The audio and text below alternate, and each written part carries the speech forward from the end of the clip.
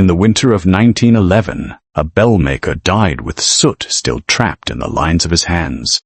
By then, the foundry floor was already quieter than it had been in years. The molds were fewer. Orders came less often. Churches still wanted bells, town halls still needed them, and factories still marked the hours with metal and steam, but something older had already begun to vanish.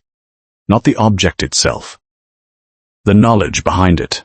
When the men cleared his bench after the funeral, they found pattern sticks, tuning forks, a ledger of alloy ratios, and several sheets of measurements written in a hand so compact it looked almost defensive.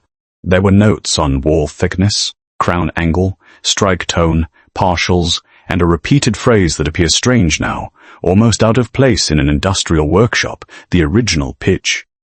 Not preferred pitch. Not modern pitch. Original.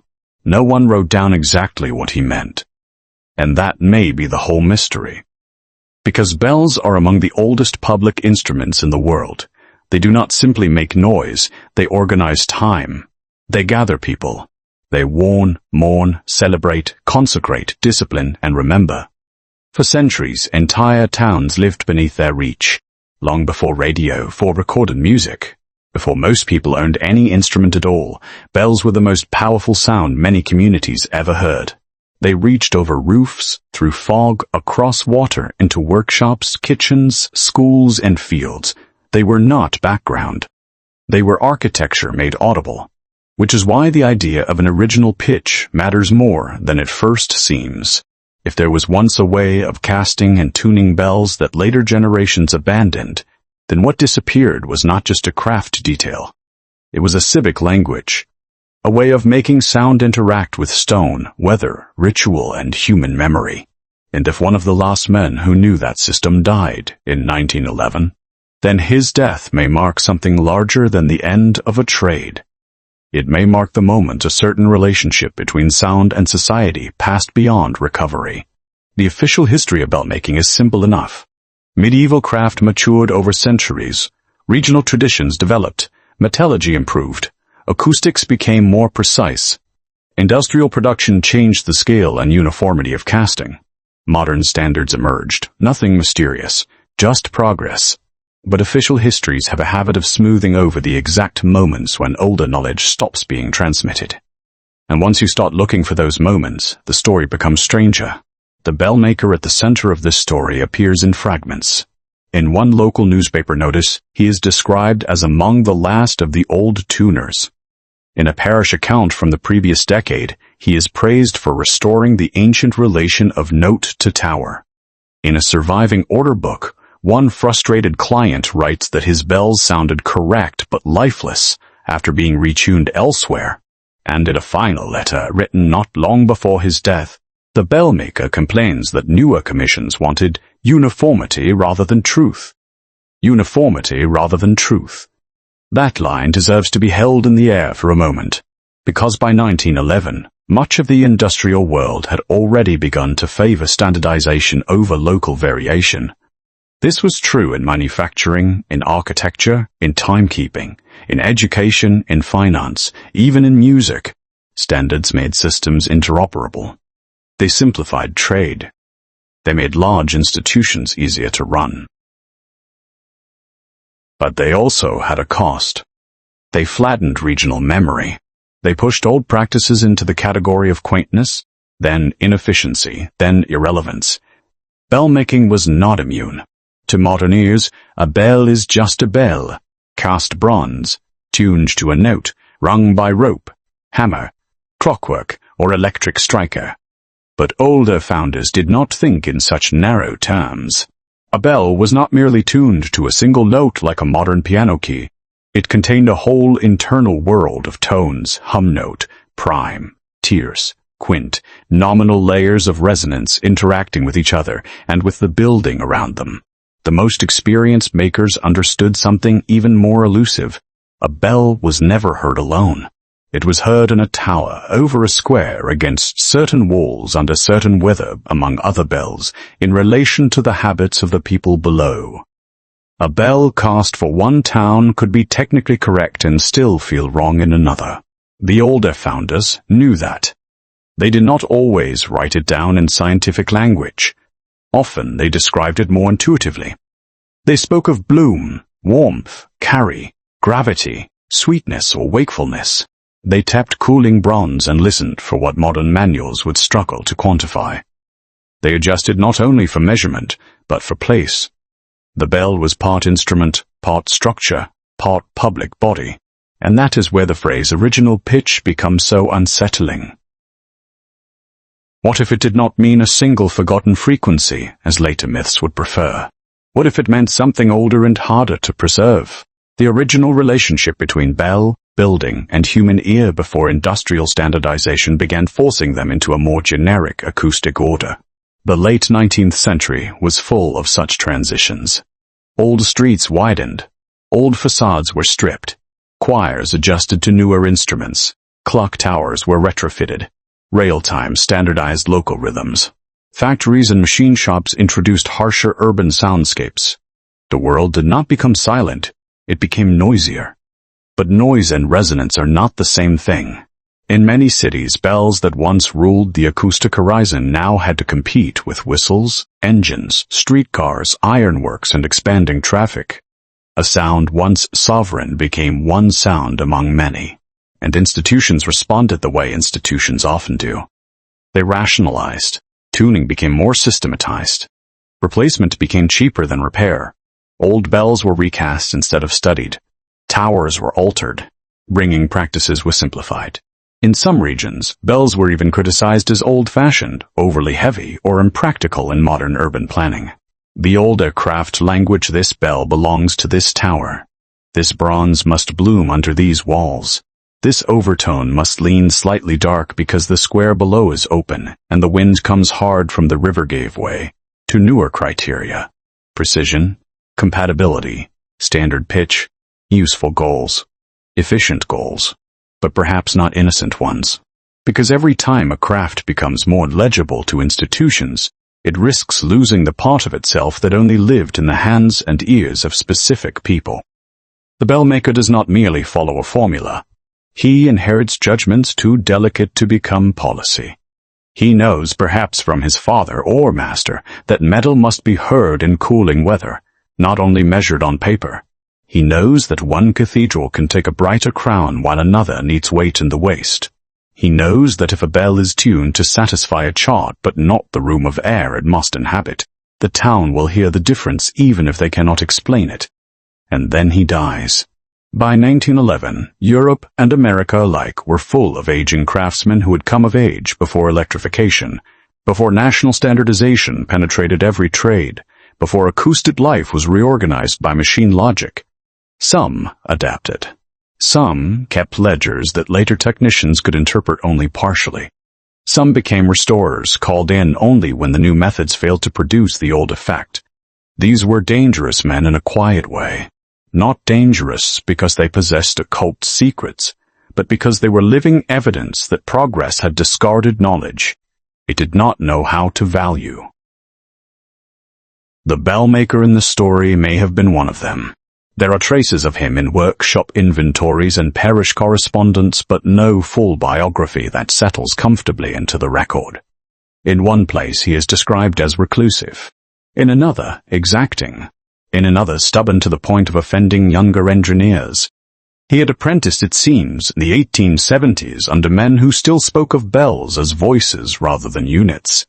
He distrusted some of the newer tuning rigs, not because they were inaccurate, but because he believed they encouraged makers to hear with instruments before hearing with the body. A younger foundry manager once mocked him for insisting that a bell should be tested in open air at dawn. The old man replied that noon made lyres of bronze. You can still feel the world inside that sentence. Noon made lyres of bronze, not because metallurgy changes at midday, but because the air changes, the ear changes, the world changes around the sound. The older makers knew that resonance was environmental. It lived between object and atmosphere. Standardization, for all its strengths, tends to forget this. It assumes a correct note can be detached from the conditions under which people actually hear it.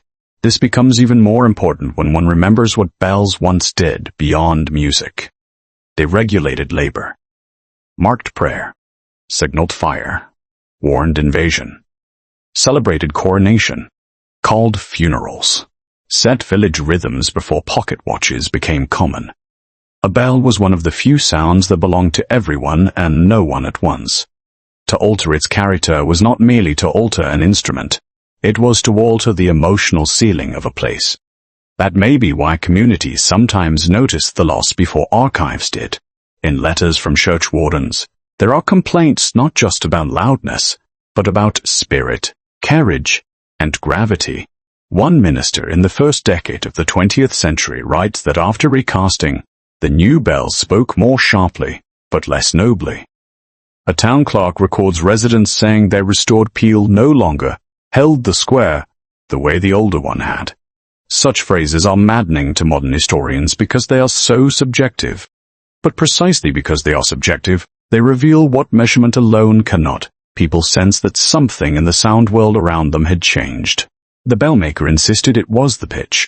Not simply the numerical pitch, but the original pitch, the one proper to the bell's form, bronze, purpose, and place before modern expectations bent everything toward consistency. He believed, according to one surviving apprentice note, that many bells had been made correct and made dead by men who tuned away the very irregularities that allowed them to live in air. If that sounds mystical, it is only because modern language has become uncomfortable with older forms of expertise. Craftsmen once spoke in metaphors because metaphors were often the most accurate tools available for describing complex sensory realities. A bell can be measured as metal. It can also be encountered as presence. Lose one mode of understanding, and the other becomes strangely difficult to defend. This is what may have died with him in 1911, not a magic number, but a whole listening tradition. A way of hearing bells as more than calibrated objects. A way of casting them for place rather than merely for specification. A way of preserving the acoustic identity of towns before industrial modernity pushed everything toward the repeatable and the interchangeable. And then there is the darker layer. Because in the decades around 1911, countless bells across Europe and beyond would be removed, requisitioned, recast, melted, cracked, rehung, electrified, silenced, or retuned by forces far larger than any one workshop. Wars would come. States would seize metal. Churches would be stripped. Urban redevelopment would change the way towers spoke into cities. The old bell world would not vanish in one event, but it would be broken apart by modernity from multiple directions at once. If a man understood a nearly extinct approach to casting and tuning just before that storm, then his death marks more than a personal end. It marks the closing of a window. And windows matter in history. They are the brief moments when an older system still survives in living memory, even as the new one advances too quickly for most people to notice what is being abandoned. Afterward, what was once ordinary becomes obscure. Later generations inherit the object, but not the reason it felt different in the hands of those who made it. That is why the foundry bench matters. The tuning forks matter. The cramped notes matter. The phrase original pitch matters. Because if knowledge is not written down in a way the future knows how to read, it becomes indistinguishable from silence. There is a story told years later by the son of a sacristan about the day the old Bellmaker came to inspect a tower slated for renovation. He climbed slowly. He stood in the belfry longer than expected. Then he asked for the windows to be opened and waited in the draught without speaking. When he finally struck the bell, he nodded only once and said, "It is not old, it is merely interrupted." Interrupted. That may be the most merciful way to describe what happened to so many old systems in the early 20th century. Not destroyed outright at first. Interrupted. Transmission broken.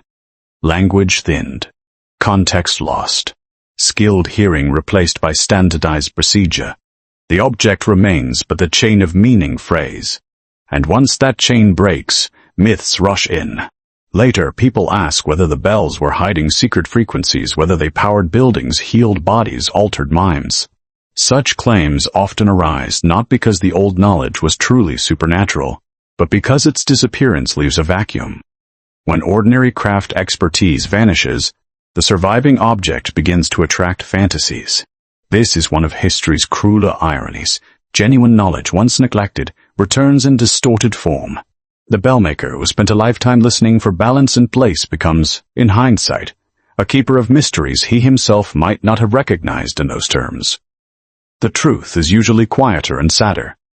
He knew something difficult, something embodied, something learned through repetition, apprenticeship, listening, weather, error, repair, memory, and patience.